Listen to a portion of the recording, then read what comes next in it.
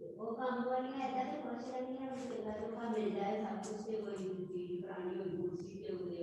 Evening sir. Good evening बच्चे। Good evening sir. Good evening. Good good evening. Evening sir. Good evening. एक बच्चे मुझे बताओ आपका लेक्चर की टाइमिंग्स क्या क्या गुड है इवनिंग आजकल। Sir. Good evening. Lecture timings क्या क्या है आपकी।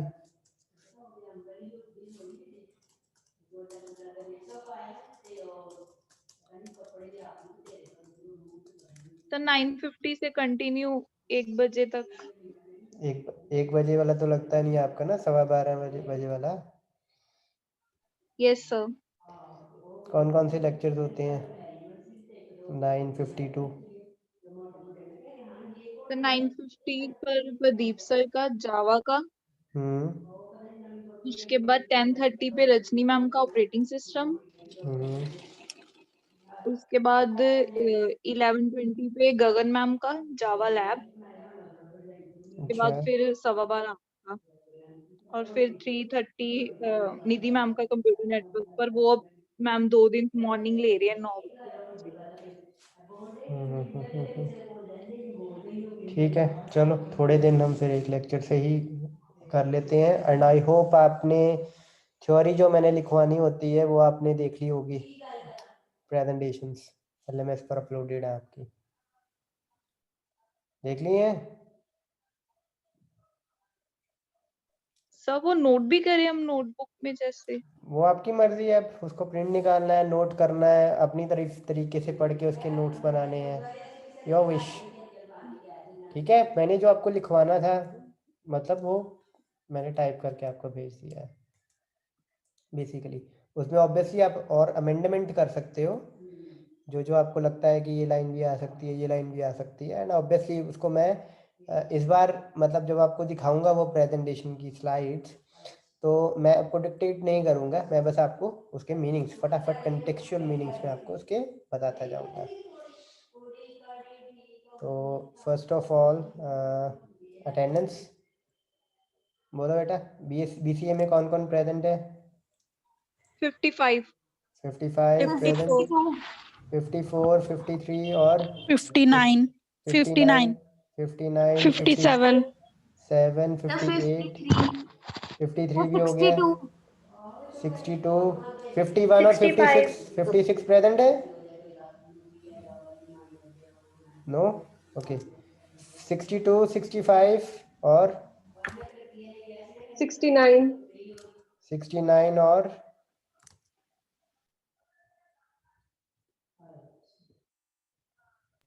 सर 58। 58 हो गया है। ओके, IT आप बोलो। 9। 9, I can see roll number 2 as well. और sir roll number 1। Roll number 1, that's it. Sir BCA 58। BCA 58। 58 हो गया बेटा। Okay sir. 12 बच्चे।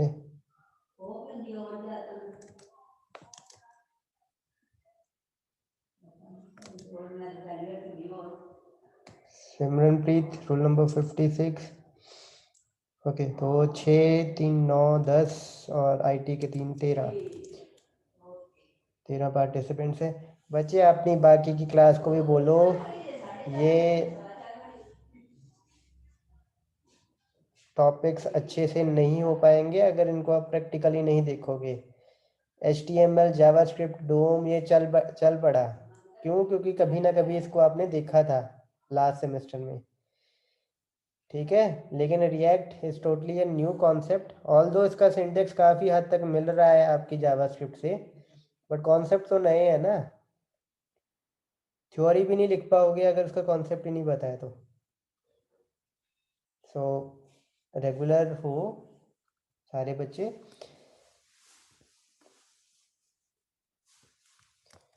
ओके, आई विल शेयर एक प्रेजेंटेशन में शेयर करता हूँ पहले। सर मैंने कब शेयर करूं? इस प्रेजेंटेशन के बाद आप शेयर कर लेना, ठीक है। पहले मैं प्रेजेंटेशन एक आपके साथ शेयर करता हूँ।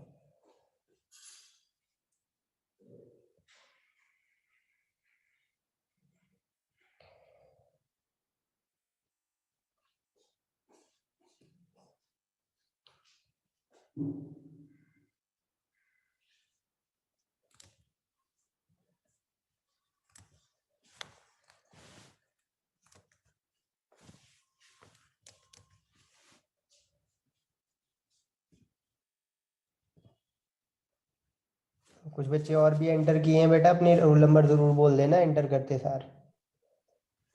56 56 okay, roll number 3 BSc IT।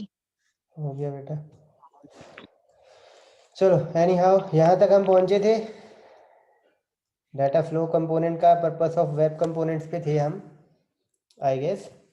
तो सबसे पहले इसको ही लेके चलते हैं हम। इसके पर्पस तो हमने देख ही लिया था। ये 3 पॉइंट्स मैंने आपके साथ डिस्कस करने थे। कस्टम एलिमेंट, शैडो डॉम और HTML टेम्पलेट क्या चीज़ होती है। तो first of all custom element तो मैं आपको बता ही चुका हूँ, कोई ऐसा एलिमेंट जो हमारे रिएक्ट में पॉसिबल नहीं है बनाना, ठीक है। हम किसी और टेक्नोलॉजी में आसानी से बना सकते हैं, या हमारे रिएक्ट में भी पॉसिबल है बट थोड़ा डिफिकल्ट है बनाना। तो हम एक कस्टमाइज एलिमेंट क्या कर सकते हैं, किसी और टेक्नोलॉजी में बना के उसको अपने रिएक्ट में इंक्लूड कर सकते हैं as a component. Second is a shadow DOM. Shadow DOM का मतलब क्या है बेसिकली, लेट अस से मेरा एक मैंने फाइल बनाई, उसमें मेरे बहुत सारे कंपोनेंट्स हैं, लेट से 20 कंपोनेंट्स हैं, और मैंने उस पर एक स्टाइलिंग अप्लाई की, एक स्टाइलिंग की फाइल अप्लाई की। तो 20 कंपोनेंट हैं, तो सारी की सारी फाइल्स पर वो अप्लाई हो जाएगा आपका। लेट अस अज्यूम, एक सेकंड में आपको थोड़ा सा एक्सप्लेन करता हूँ। लेट से ये मेरी एक फाइल है, इसमें है मेरे टोटल 20 कंपोनेंट्स अलग अलग जगह पे, और यहाँ पर मैंने एक CSS फाइल अप्लाई की है, CSS फाइल अप्लाई की हुई है, ऐड की है, लिंक की हुई है। तो यहाँ पर मेरे पास ना दो अलग अलग कंपोनेंट में सेम आईडी के दो लेट से एलिमेंट्स पड़े हुए हैं। लेट से ID1 एक है जो एक कंपोनेंट में भी है और दूसरे कंपोनेंट में भी है, लेकिन मैं चाहता हूँ कि ID1 जो मेरे एक कंपोनेंट में है उसमें अलग तरीके की स्टाइलिंग हो और दूसरे वाले में अलग तरीके की स्टाइलिंग हो। तो ये तो पॉसिबल नहीं है एज इट इज़, क्योंकि एक ID1 में जो स्टाइलिंग होगी वही दूसरी ID1 में भी होगी।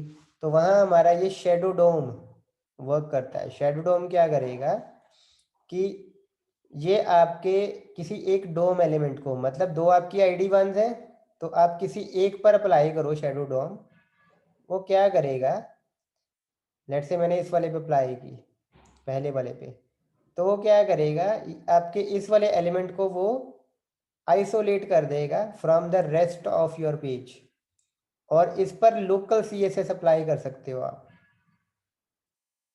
ठीक है। लोकल हम CSS अप्लाई कर सकते हैं, चाहे आप किसी भी तरीके से अप्लाई करो, मतलब इंटरनल भी कर सकते हो, इनलाइन भी कर सकते हो, लिंक भी कर सकते हो, ठीक है। तो वो यहीं पर अप्लाई होगी। ये कैसे होगा, with the help of shadow DOM. Shadow DOM का मतलब क्या है कि एक डोम की परछाई होना, इन द सेंस जो आपका पेज बना है, एक डोम बना है, उसमें कुछ एलिमेंट्स जो होंगे उसकी शैडो पर वर्क होगा, लोकली वर्क होगा, नॉट ऑन द एक्चुअल डोम। और तीसरा पॉइंट आपका HTML टेम्पलेट है। इसमें आप कुछ इनविजिबल एलिमेंट क्रिएट कर सकते हो, ठीक है, जो सिर्फ प्रोसेसिंग में आपका हेल्प करेंगे, प्रोसेसिंग में हेल्प करेंगे, राइट। तीनों में कोई डाउट है तो पूछ लो एक बार दोबारा। ये थ्योरेटिकल पॉइंट ऑफ व्यू से ही है सारा। शैडो डोम बताना एक बार। शैडो डोम का मतलब मैंने आपको यही बताया है कि लेट से आपका वेब पेज है, वहाँ पर एक एलिमेंट यहाँ पर है, इसकी भी ID1 है, एक एलिमेंट यहाँ पर है ID1 है, दोनों की ID सेम है, एक एग्जांपल हमने ली है। यहाँ पर आप अलग स्टाइल चाहते हो, यहाँ पर आप अलग स्टाइल चाहते हो। लेट से मैं इसका बॉर्डर चाहता हूँ डबल बॉर्डर आए और इस पर सिंगल बॉर्डर आए, लेट अस अज्यूम। तो अगर आप एक CSS अटैच करते हो जिसमें आप ID1 पर कोई चीज़ अप्लाई करते हो, या गलती से ऐसा हो जाता है कि हमारे यहाँ पर भी ID सेम दी जाती है हमसे, या यहाँ से भी, यहाँ पर भी सेम ही दे देते हैं हम गलती से, तो इस CSS फाइल का अब इफेक्ट क्या होगा, वो इस पर भी अप्लाई हो जाएगा और इस पर भी अप्लाई हो जाएगा। ठीक है, दोनों पर सेम ही अप्लाई होगा। लेकिन अगर हम चाहते हैं कि दोनों पर डिफरेंट स्टाइल आए, इस पर बॉर्डर डबल आए इस वाले पर, और इस पर सिंगल ही बॉर्डर आए, तो वहाँ पर हम शेडो डॉम को अप्लाई कर सकते हैं। शेडो डॉम क्या करता है, वो आपका एक डोम एलिमेंट को, मतलब जैसे हम इसको वो आइसोलेट कर देता है और एक इसका अलग ही कंपोनेंट बना देता है, लोकल कंपोनेंट बना देता है। ठीक है, लोकल डोम बना देता है इसकी, और इस लोकल डोम पर हम लोकल CSS अप्लाई करते हैं। ठीक है, लोकल लेवल पे CSS अप्लाई करते हैं, जिसमें हम इसका बॉर्डर डबल दे देते हैं, और ये जो ग्लोबल लेवल पर CSS लगी हुई है वो सिर्फ इसको इम्पैक्ट करेगी। इसको बोलते हैं बेटा शेडो डोम। ऑब्वियसली रिएक्ट में ये पॉसिबल नहीं है, it can be done with the help of other technologies. Is that okay? Yes, sir. Yes, sir. कोई क्वेश्चन है इसमें और तो पूछ लो बेटा, दोबारा कुछ पूछना हो तो।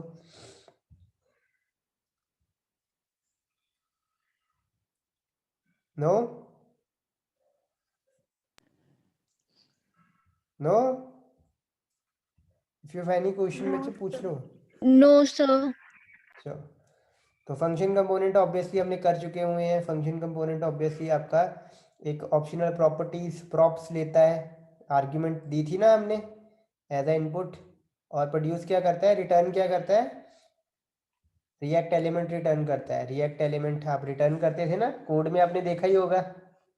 अभी मैं कोड में आपको दोबारा एक बार दिखा दूंगा। इसमें आप कोई भी फंक्शन यूज़ कर सकते हो, ES4 हो चाहे ES6 का सिंटेक्स यूज़ कर लो, एरो फंक्शन यूज़ कर लो, आपकी मर्जी है। इसमें एक रिटर्न स्टेटमेंट ज़रूर होनी चाहिए, ठीक है, जो कि जावास्क्रिप्ट या JSX रिटर्न करे। उसके बाद फंक्शन कंपोनेंट को स्टेटलेस कंपोनेंट भी कहते हैं, सिंपल कंपोनेंट भी कहते हैं, डम कंपोनेंट भी कहते हैं, क्योंकि इनकी कोई स्टेट नहीं होती है। ये सिंपल तरीके का आपका कंपोनेंट है, और इसके साथ आप कुछ कॉम्प्लेक्स लॉजिक अप्लाई नहीं कर सकते। स्टेटलेस इसलिए कहते हैं क्योंकि इसमें स्टेट ऑब्जेक्ट नहीं होता है। उसके बाद फंक्शन कंपोनेंट्स भी रीयूजेबल होते हैं, ठीक है, और आप इसको दूसरे कंपोनेंट में नेस्ट कर सकते हो। फंक्शन कंपोनेंट्स को, फंक्शन कंपोनेंट की स्टेट नहीं होती है। तो ये देखो, प्रॉप्स इनपुट होती है और रिएक्ट एलिमेंट आप UI आउटपुट करते हो फंक्शन कंपोनेंट्स में। Is that okay? कोई फंक्शन कंपोनेंट के बारे में पूछना हो बच्चे, थ्योरी के बारे में, तो पूछो जल्दी। मेन चीज़ बस यही है, इसमें प्रॉपर्टीज, ऑप्शनल प्रॉपर्टीज इनपुट होती हैं, रिएक्ट कॉलम कंपोनेंट आउटपुट होता है, रिटर्न स्टेटमेंट होना ज़रूरी है। कोई भी सिंटेक्स आप यूज़ कर सकते हो, ES4 करो, ES5 करो या ES6 करो, रिटर्न आपको ज़रूर करना पड़ता है। ये भी रीयूजेबल है। टैग का नाम यूज़ करके आप टैग का नाम यूज़ कर सकते हो आप। सर कस्टम टैग क्या होते हैं? बच्चे कस्टम टैग ही है ना, अभी आपने उस दिन मेरे साथ प्रोग्राम किया था तो एक फंक टैग बनाया था मेरे ख्याल से, यस फंक फंक्शन बनाया था, वही है, ये कस्टम टैग ही हुआ ना आपका। ऐसा कोई टैग तो होता नहीं है फंक नाम का, या ग्रीट, कुछ यस ऐसे बनाए थे हमने, क्लास, कुछ कोई भी नाम आप यूजर ओके डिफाइंड ले सकते हो ना, तो कस्टम टैग ही है। Okay okay, any other question बच्चे?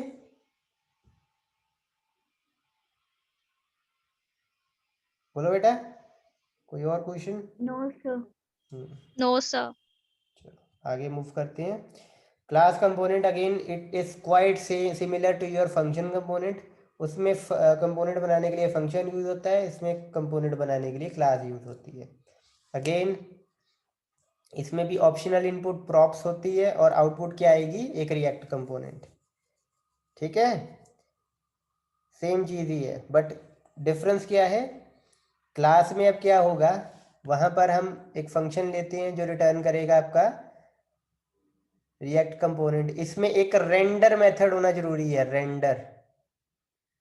ठीक है, स्मॉल में होगा ऑब्वियसली, रेंडर मेथड, RENDER। और जो आपने JSX रिटर्न करनी है, कंपोनेंट रिटर्न करना है, वो इस फंक्शन में होगा, रेंडर फंक्शन में। ठीक है, रिटर्न स्टेटमेंट आपकी इस फंक्शन में आएगी। इसमें अब कंस्ट्रक्टर भी हो सकता है और क्लास में एक ऑब्जेक्ट और भी होता है, स्टेट ऑब्जेक्ट होता है। और क्लास के किसी भी ऑब्जेक्ट को आपने एक्सेस करना है तो दिस कीवर्ड लगाना पड़ेगा आपको। रिमेंबर, ये मैंने आपको करवाया था, क्लास में हम कुछ भी एक्सेस करते थे तो Yes, दिस sir. यूज करते थे, this dot number 1, this dot number 2। तो दिस आपने यूज करना ही करना है, क्लास के किसी भी प्रॉपर्टी को आपने एक्सेस करना है तो क्लास कंपोनेंट को हम स्टेटफुल कंपोनेंट कहते हैं, कॉम्प्लेक्स कहते हैं, स्मार्ट कंपोनेंट कहते हैं, क्योंकि इसमें स्टेट होती है और कॉम्प्लेक्स लॉजिक आप बिल्ड कर सकते हो। अगेन ये दो चीजें सेम ही है, रीयूजेबल भी है, और कस्टम टैग की हेल्प से हम इसको इंक्लूड कर सकते हैं दूसरे कंपोनेंट्स में। ठीक है, is that okay?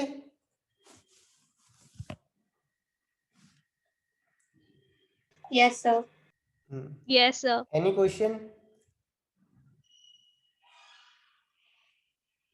Okay, let's move ahead. Again same चीज, props, element, internal state, that's it. Clear है? आगे करें move? Yes, sir. Okay, these are the differences between, एक दो डिफरेंस आप और भी ढूंढ सकते हो। सिंपल होते हैं, कॉम्प्लेक्स होते हैं, स्टेटलेस होते हैं, क्लास कंपोनेंट स्टेटफुल होते हैं। फंक्शन कंपोनेंट में लाइफ साइकिल हुक्स नहीं होते। अब लाइफ साइकिल हुक्स जो है वो ऑब्वियसली आपको जब लाइफ साइकिल करवाया जाएगा तब पता लग जाएगा। इसमें दिस कीवर्ड नहीं यूज होता है, इसमें दिस कीवर्ड यूज होता है। इसमें रेंडर मेथड नहीं होता है, ये खुद एक फंक्शन है ऑब्वियसली। इसमें रेंडर मेथड होता है, इसमें कंस्ट्रक्टर नहीं होता है, उसमें भी, इसमें आपका कंस्ट्रक्टर हो सकता है। So is it okay? Yes, sir.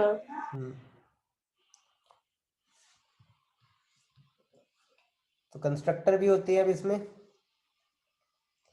तो कंस्ट्रक्टर जैसा आपने क्लास में देखा था जावास्क्रिप्ट का, वैसा ही होता है, एग्जैक्टली वैसा ही होता है।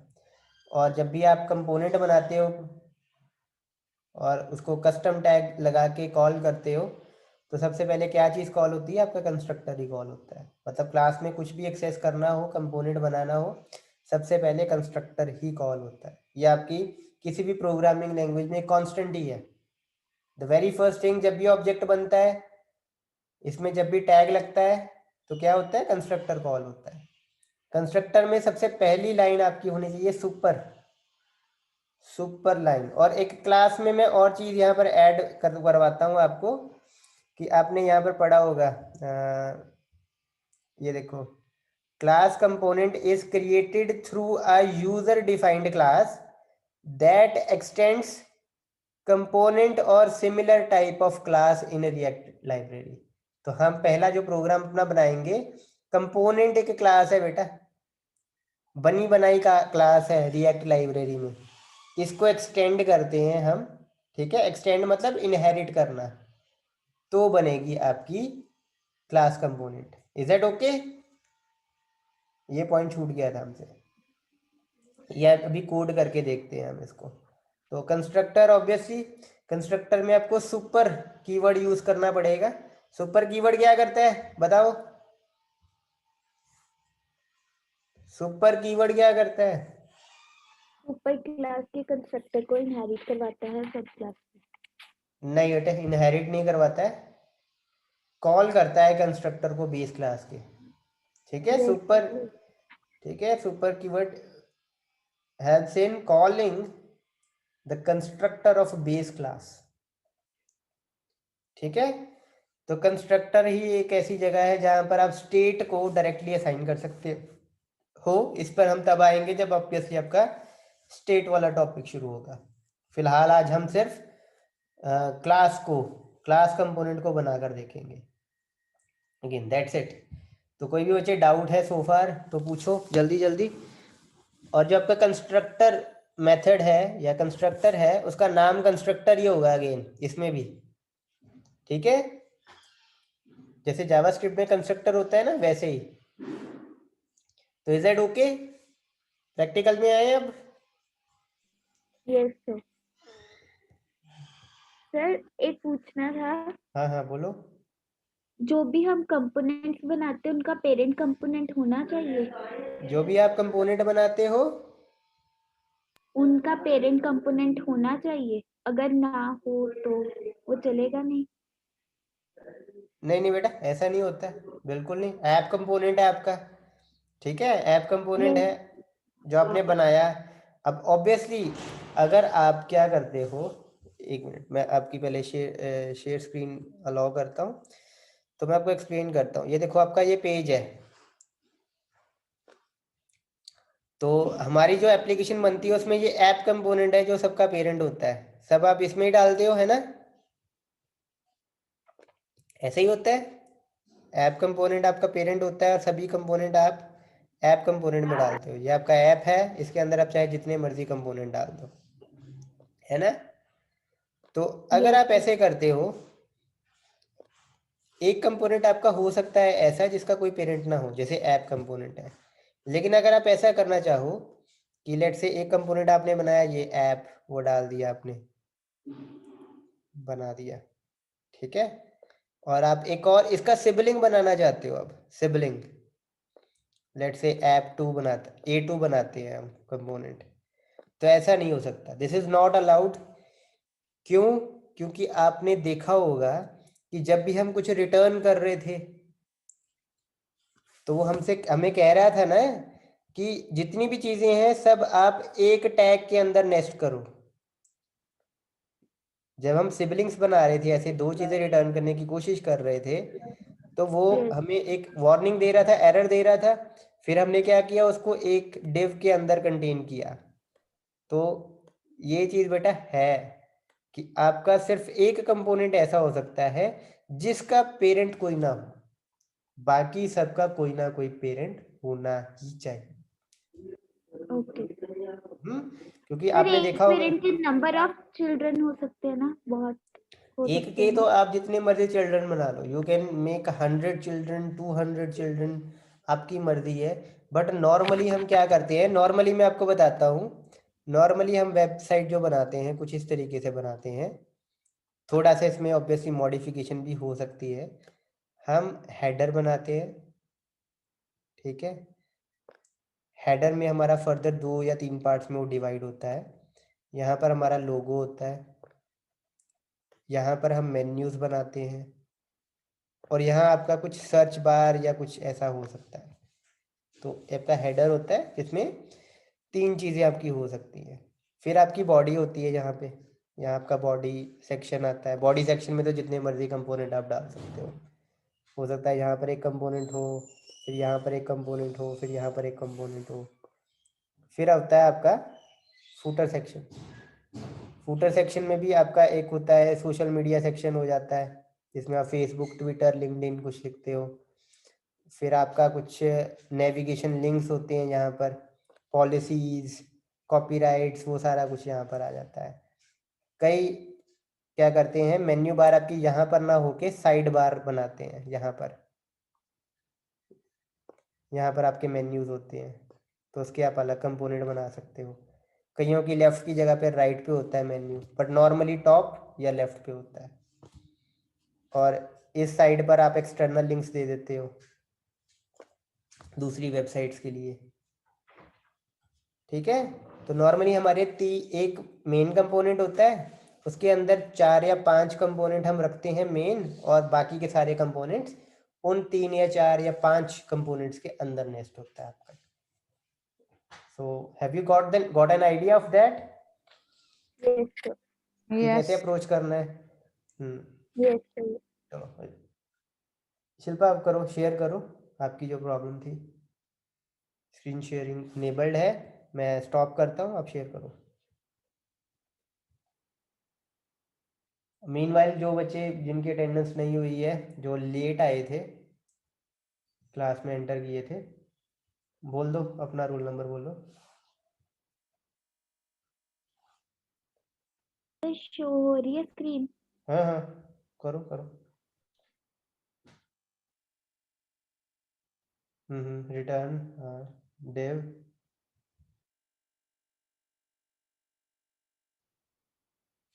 सर ऐसे आ जाती है इसके बाद। अंडू करो, 1 मिनट अंडू करो।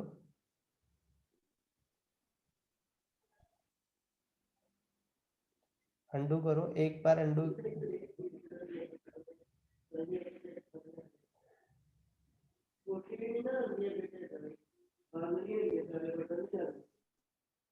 आप ऐप में चेंजेस कर रहे हो? सर क्या बोला? ऐप में चेंजेस कर रहे हो, app.js में? Yes sir. इसका रेंडर मेथड कहाँ गया? सर index.js में होगा। अच्छा ठीक है, ओके। सर जैसे कि आपने चेंजेस की थी वो मैं ट्राई कर रही थी तो ये बोलो, प्रॉब्लम आ करो रही है। करो करो दोबारा एक बार लिखो, डेव लिखो। सर पहले ठीक होता है फिर ये प्रॉब्लम आ जाती है, फिर आगे लिखती हूँ और प्रॉब्लम आ जाती है।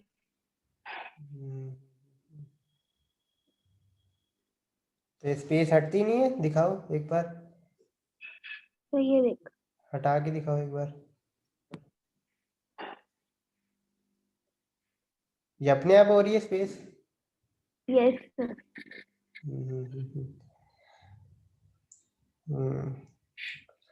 सिंटेक्स एरर भी आ रहा है 5 लाइन पे। चलो ये तो फिर देखना पड़ेगा बेटा, अभी तो नहीं देख पाऊंगा मैं, किसी टाइम पे टीम व्यूअर से एक्सेस लेके फिर देखेंगे, ठीक है, कि ये एक्चुअल में इशू क्यों आ रहा है। सर अब क्या करूँ? अभी कोई और कंपोनेंट बना लो फिलहाल के लिए। ओके।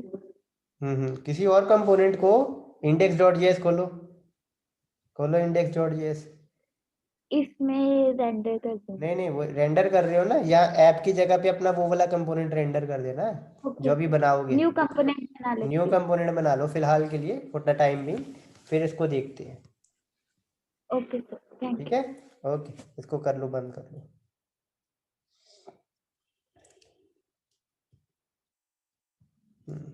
तो मैं अब स्क्रीन शेयर कर रहा हूँ।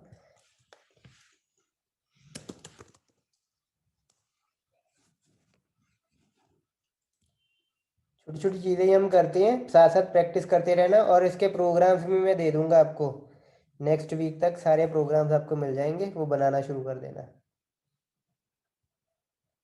तो स्क्रीन दिखाई दे रही है विजुअल स्टूडियो कोड की, ऑब्वियसली धीरे धीरे लोड होगा।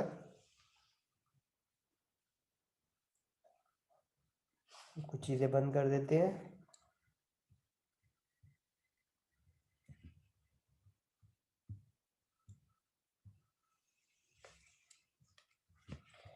तो एक बार इसको रन भी कर लेते हैं टर्मिनल से ना। कैसे रन करते हैं, क्या लिखूं,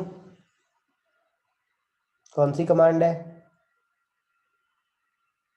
npm start। npm start।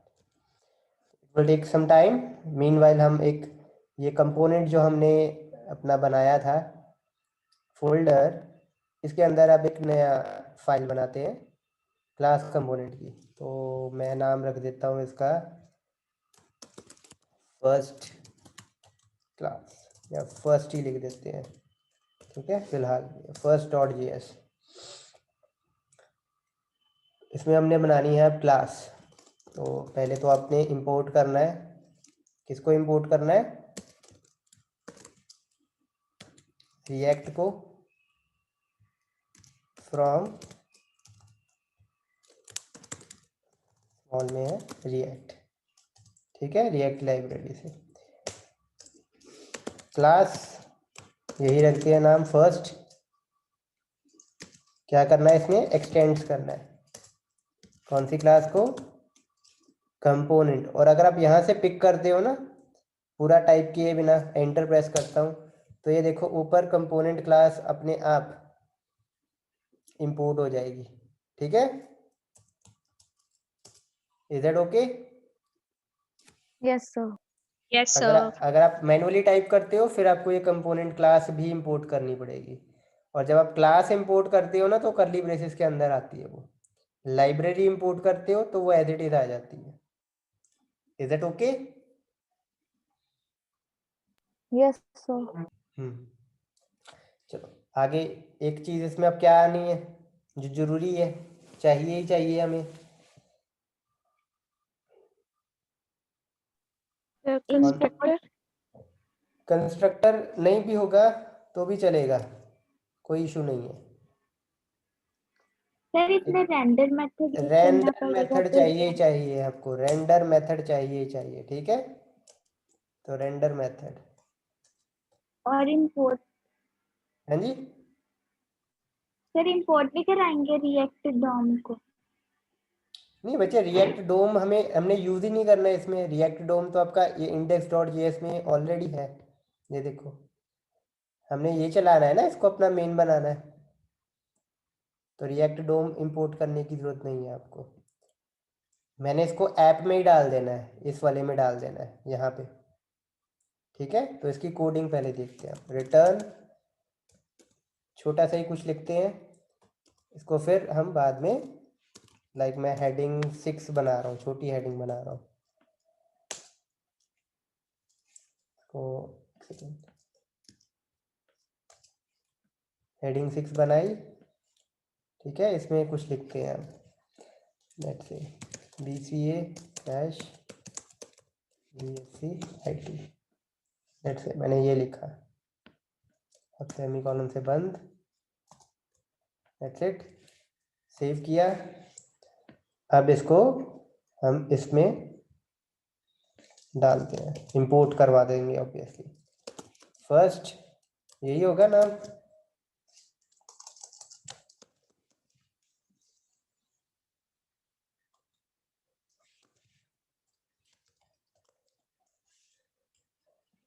ये रहा। इंपोर्ट नहीं हुआ, इंपोर्ट कराते हैं, जस्ट अ सेकेंड। कंपोनेंट के अंदर है हमारा first.js, उसके अंदर फर्स्ट हमारा कंपोनेंट है।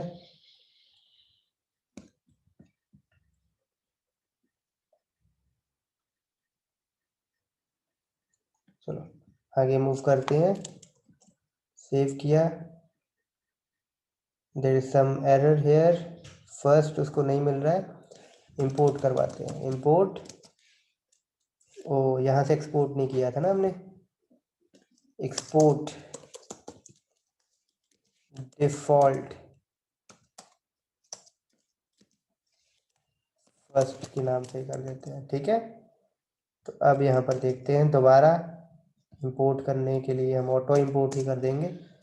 यहाँ पर दोबारा टाइप करता हूँ मैं, तो फर्स्ट, ये देखो फर्स्ट आ रहा है, अब ऑटोमेटिकली इंपोर्ट भी कर दिया इसमें। ठीक है, बंद कर दिया, सेव।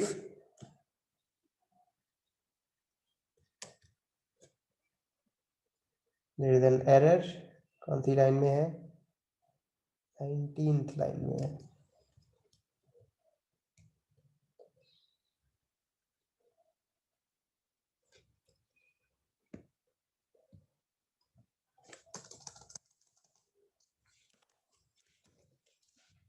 अभी हमारी आउटपुट सही आ रही है।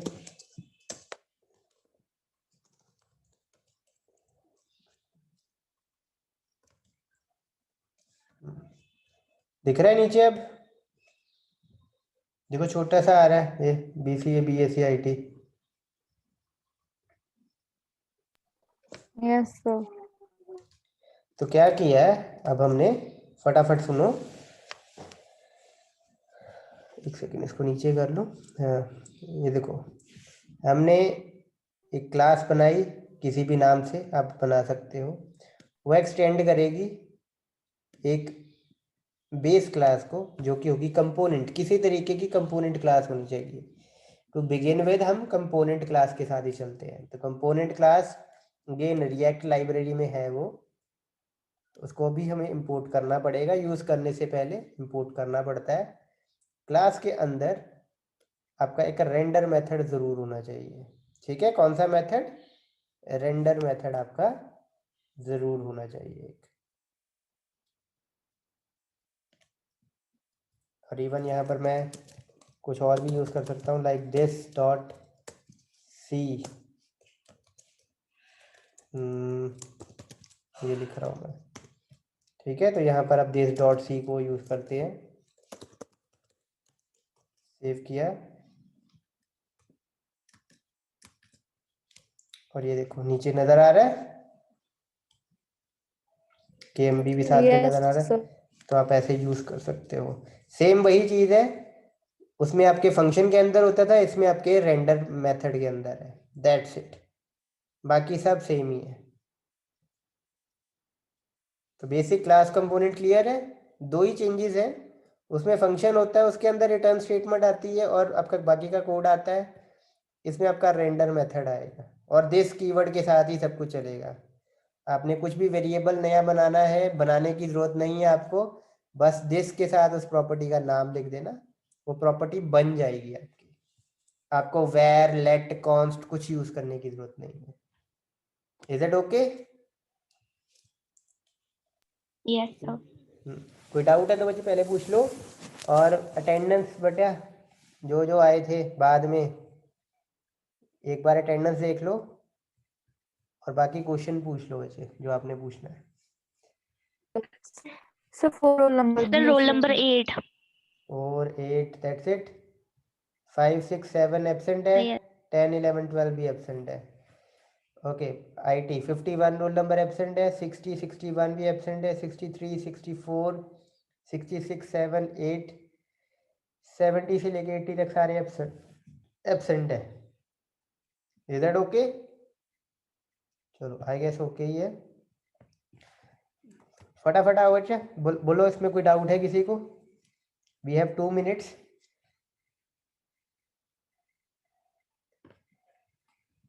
और No, ऐसा sir. और ऐसा बिल्कुल नहीं है कि ऐप कंपोनेंट ही आपका यहाँ पर आएगा। यहाँ पर मैं फर्स्ट लगा देता हूँ, ये देखो। अगर एक सेकेंड, इसको मैं दोबारा लिखता हूँ, ये देखो। फर्स्ट कंपोनेंट अगर मैं यहाँ लगा दूँ ऐप की जगह पे, अब ये मेरा पेरेंट कंपोनेंट हो गया, but it's a fail to compile. एक सेकेंड, सर इंपोर्ट करवाना पड़ेगा। इंपोर्ट नहीं, इंपोर्ट तो ऑटोमेटिकली हो जाना चाहिए था ना, इंपोर्ट नहीं हुआ। ये देखो, ऑटो इंपोर्ट, ये देखो, अब ठीक है।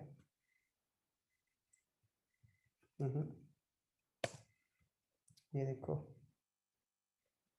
Is that okay? क्योंकि अपने मेन फाइल को अब चेंज किया है, इसलिए मेरे को Yes, रीलोड करना पड़ा है। तो जरूरी नहीं है ऐप के साथ ही आपने करना है, ऐप में ही सब कुछ करना है, बट कोशिश किया करो जब सीखना होता है हमने, तो बेसिक को बेसिक ही रहने दो फिलहाल।